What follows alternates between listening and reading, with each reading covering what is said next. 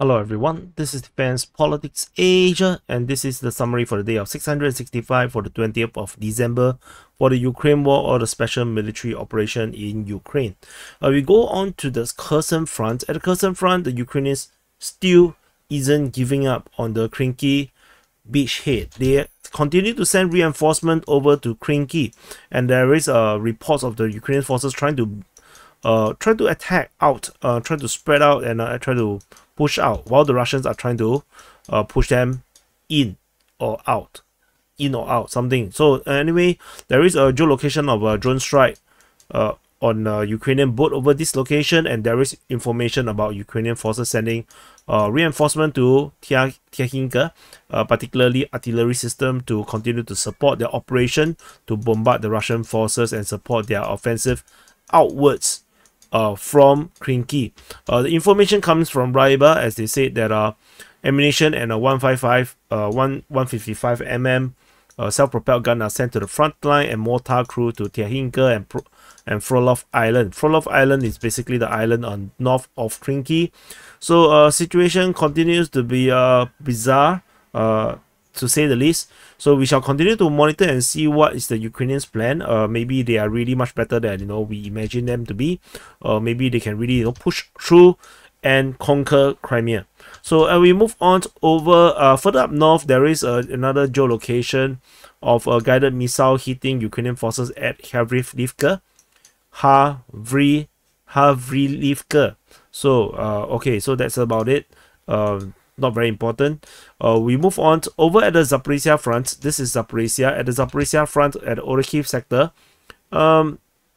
there is Russians continue their counter-offensive over at these salients, with Russian forces attacking in the Robotine region from the south of Robotine and west of Robotine, and west of Verbove, as well as northwest of Verbove. Of significance was, according to Raiba's mapping, the pro-Russian source mapping, the Russian forces seems to have taken quite a bit of area on the eastern part of Robotine. This mapping, however, is not corroborated on the Ukrainian side, so this is purely a pro-Russian side thing. So, but what we do have previously was the geolocation of Russian forces at this position. Why did I use green?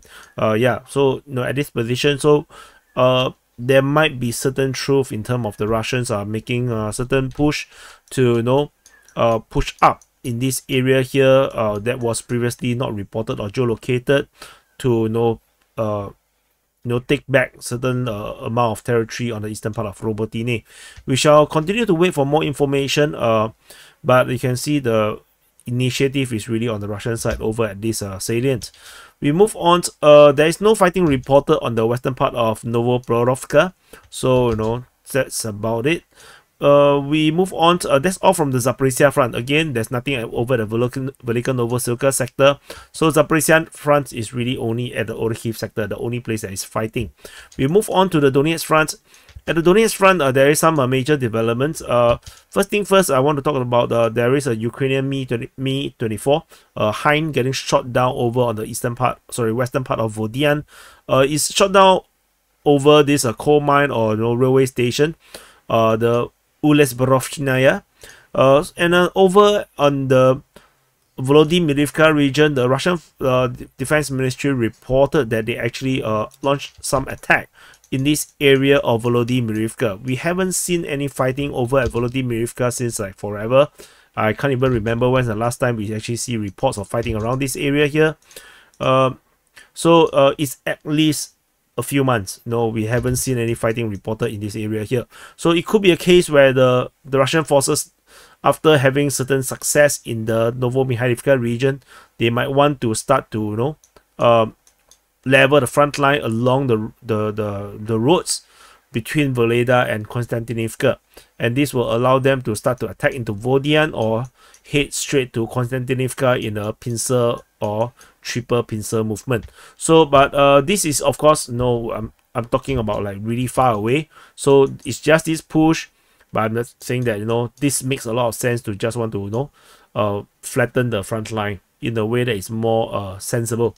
So over at this Novo-Mikhailivka region, the Ukrainian forces counterattack in the region, particularly over in the southwestern part of Novo-Mikhailivka, and they successfully managed to push back the Russians away from the farm and change the front line back to more of the Ukrainian mapping.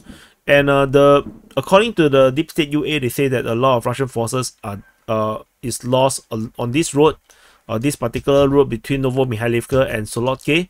So this road here is full of destroyed vehicles and corpses, which I think is possible because if you look at this road, this is a very, very open plain region.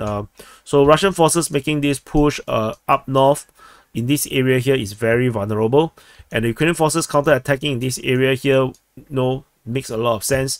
We shall continue to wait and see if there's any more information. There is, however, geolocation showing that the Russian forces continue to heavily bombard Novo-Mikhailivka itself. So yeah, so this situation is definitely not easy for anyone. Both Russian and Ukrainians are struggling to fight in this battle right here. So but the Russians are indeed continuing to push. Russia and Ukraine Defense Ministry both are talking about the Russians continue their assault over at Novo-Mikhailivka. According to the same information, the Russian Defense Ministry also reported that they have bombarded Yelizavetivka. So Yelizavetivka, there is some bombardments around that region. So further up north, the Russian forces continue their assault around in Marinka, the biggest scam of all time, the biggest scam town, and then over at Boyeda. For those that don't understand why is it a scam town, is because Marinka always looked like it's going to fall, and it will never fall. The Russians never want to capture it entirely. It will just let it continue. That the Battle of Marinka have been going on for almost 2 years now, so it's getting a bit stupid. There is a geolocation of Ukrainian forces on the northern part of Boyeda getting hit by drones, so showing that the front line is indeed around this area here.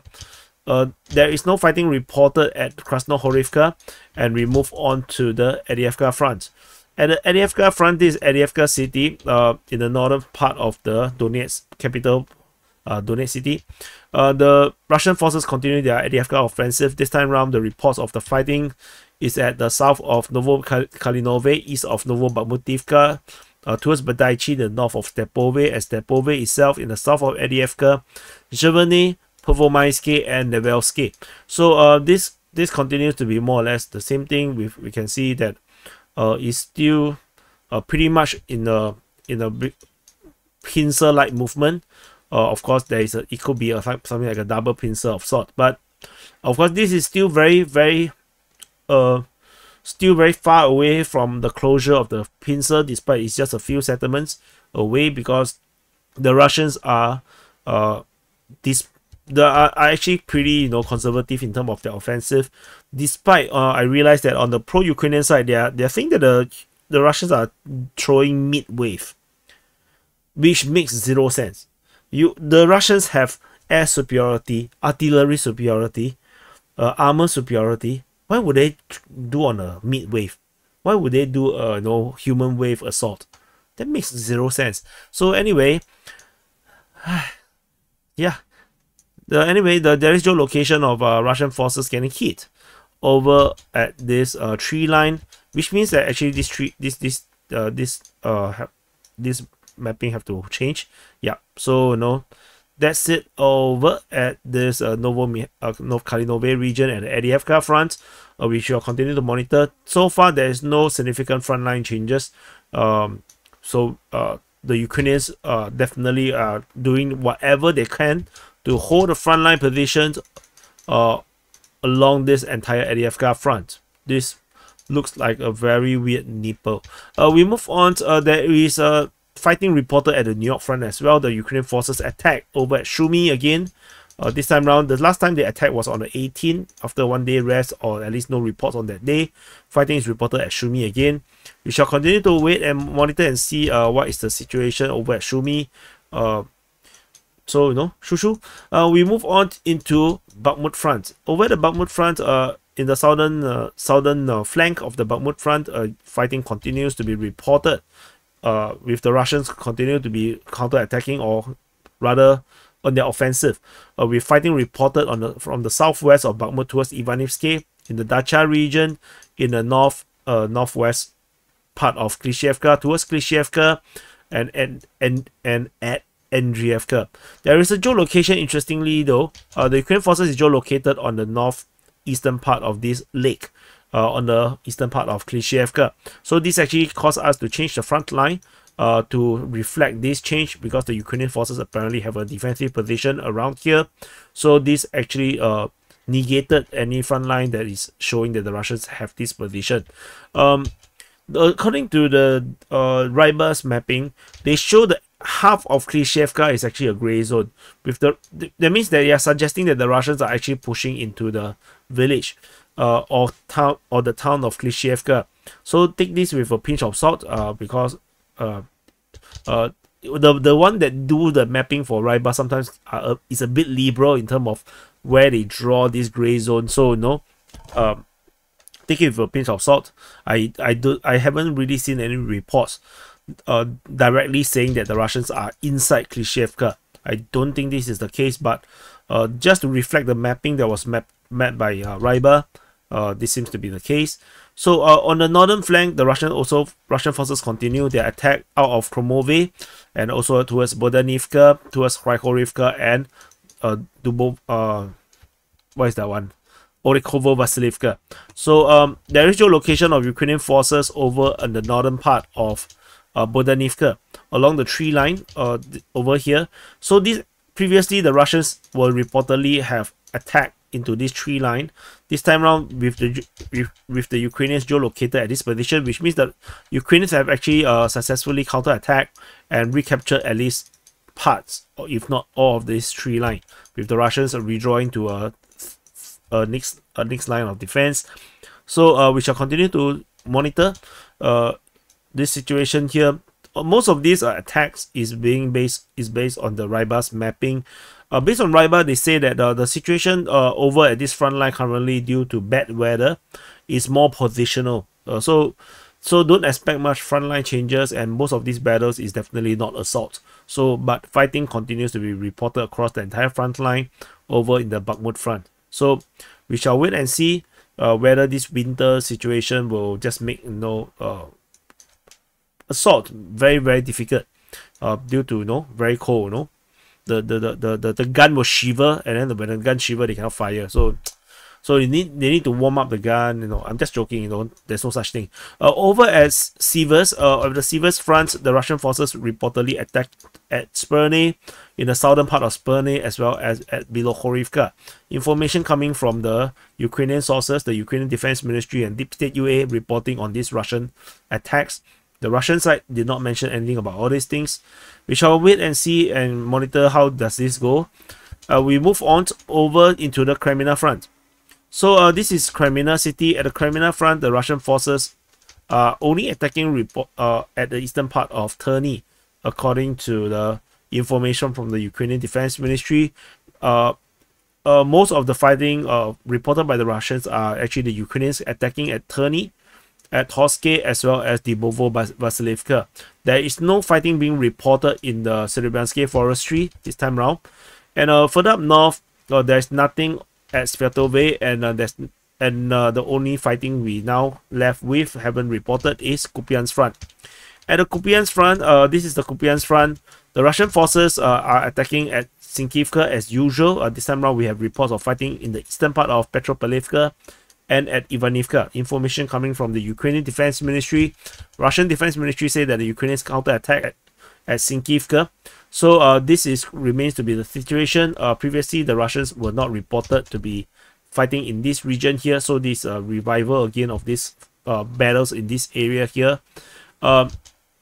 I got a feeling that the Russians are not serious about the fighting in the Kupyansk Front. So this is good. This is like a massive version of Marinka. So don't have too much hope about Kupyansk. The Russians are not pushing. And that's it. This is the summary for the day of 665 for the 20th of December. Do press the like button, subscribe, and also I did a video update after 30 days on the Israeli-Hamas war in the which I just going to short form as Gaza War right now. So do check it out the video just to keep yourself updated what is the latest situation. It's a very one-sided war, so no need to fret too much about it. So it's just to have a mental idea of what is happening on the ground and what's the latest situation, and that's it. And I'll see you guys in the next update.